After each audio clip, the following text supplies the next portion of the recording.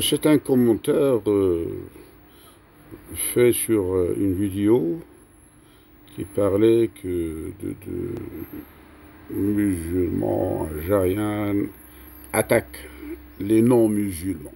Alors, je disais, comme disent les Égyptiennes, Al-Kalam lik Yagara, le Maroc est rien d'autre que le Maroc esclave des Juifs, selon la conception algérienne, et des brigades de nationalité française, des Juifs français qui font souffrir les dissidents politiques dans les pays francophones, à l'exception de l'Algérie, sous une certaine mesure, à l'instar de Jean-Pierre Elkabbach, bon, qui censurait régulièrement Georges Marchais, ancien secrétaire général du Parti communiste français.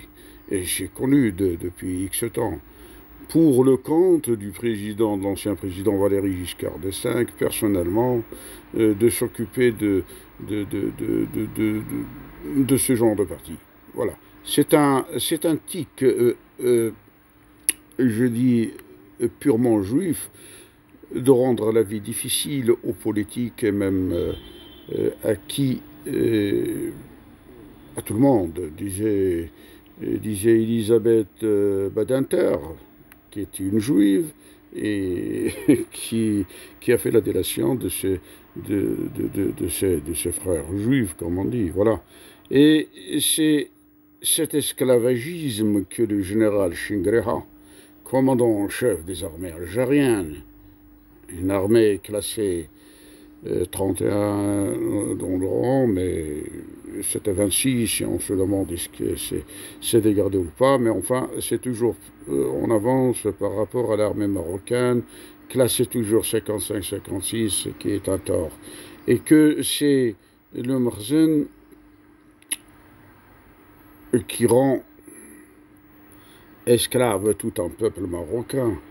Si les minorités partout dans le monde essayent et devraient s'intégrer dans la majorité, alors au Maroc, tout est à l'envers. C'est la majorité des Arabes, ce sont majoritaires, et les Berbères sont déjà divisés entre eux, qui donne cette impression de gouverner. Voilà. Alors, qui devrait s'intégrer, alors je vous disais que c'est plutôt l'inverse qui se produit ici au Maroc, d'une guerre civile, ouais, pas dire, hein, mission d'une guerre civile, oui, en parallèle d'une vindicte populaire qui est une justice rétroactive, c'est-à-dire ce que les gens avaient fait pendant un système d'antan. Ils ont rendu la vie difficile aux autres, et bien, tout ce monde devrait être jugé. C'est ce qui se passe dans toutes les révolutions. Voilà. Qui devait rendre, je disais, cette guerre civile, les pendules à l'heure, à savoir chacun dans son patelin, puisque le consensus pour vivre ensemble est carrément inexistant. Hein. C'est une guerre civile larvée qui existe déjà. C'est-à-dire, les gens vivent selon les vœux des minorités. Voilà. Et selon le vœu des officiers militaires d'état-major à Alger, une guerre contre ce que eux-mêmes et ce que disent les autres, le néo-nazi du Marzen, est indispensable à cette guerre et impose un nantissement du système royaliste, puisque s'il y a une guerre, c'est attaquer directement le système. Et donc c'est le système royaliste qui est attaqué, qui est visé. Et établissement d'une première république marocaine, c'est-à-dire l'opposé d'un système royaliste, c'est une république. Et selon les vœux aussi du colonel Boumedienne, Wari Boumedienne, qui parle dans des vidéos, on entend Chab al-Maghribi al-Madfour, C'est-à-dire, ils savent que c'est un peuple qui n'a pas droit au chapitre par ces berbères sauvages qui n'ont aucune notion ni de l'islam, ni de l'humanisme, ni de démocratie, rien. Pour eux, c'est la jungle. Une bande de Souassa, Touareg, Juifs, Andalous, qui ont un point commun, ces petites minorités, et la création des pôles de petites minorités qui colonisent tout le Maroc sous auspice de membres d'État profond et du Mkhzen, qui est aussi l'État profond.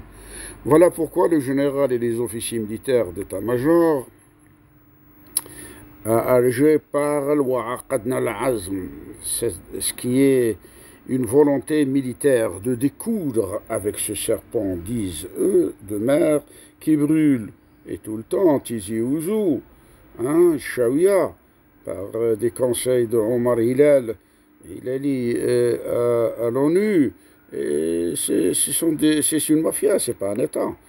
Alors, la drogue à la frontière aussi, hein, il y en a toutes sortes de drogues, et les tracés des frontières, il y en a des choses à dire. Ce Mkhzen cherche une guerre donc civile transfrontalière avec ses propres Hirak qui sont algériens, hein, qui eux foutent la merde en Algérie et en vue d'une guerre civile, parce que il faut salir, il faut que les autres aussi ont cette guerre civile. Hein. Car tant qu'à faire, le Mkhzen, il faut aussi une guerre civile en Algérie. Et donc le général vise aussi les acolytes affiliés au Mkhzen des brigades, un à un. Et s'il faut envahir Israël, pourquoi pas? Le général avait déjà fait cette annonce et donc annoncé cette attention par le passé. Hein?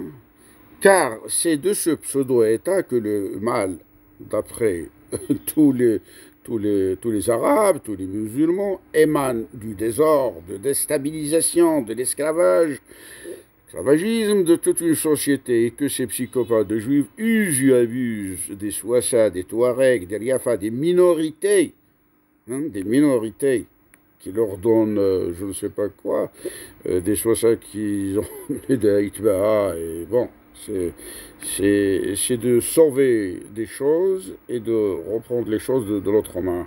Alors pour faire chavirer non seulement le Maroc qui est devenu l'ombre de lui-même en comparaison à la guerre des Sables en 1963, hein, on voyait les officiers militaires parler, le lieutenant-colonel Hatimi, général offrir, bon, il y avait une certaine victoire, une grandeur du Maroc. Aujourd'hui, il n'y est plus. Car les lobbies juifs ont un plan rocambolesque pour le Maroc et de créer des mlahs et vider l'espace des villes et des villages, campagnes et tout. Oui, parce que eux, ils étaient dans les mlahs. Leur plan d'aujourd'hui, c'est de mettre les Marocains dans le mlah pour les remplir les villes et les villages et tout ça par d'autres étrangers, des juifs comme ils disent, du monde entier, unissez-vous. Et donc un deuxième État d'Israël, hein, un deuxième État d'Israël ou un État qui remplace cet État d'Israël, hein. Alors avec de la garde tout autour des Mlahs, pour qu'aucun des Arabes et des Berbères andalous ne s'échappe de ce mllah. C'est leur méthode à petite échelle avec les dissidents politiques et militaires et civils.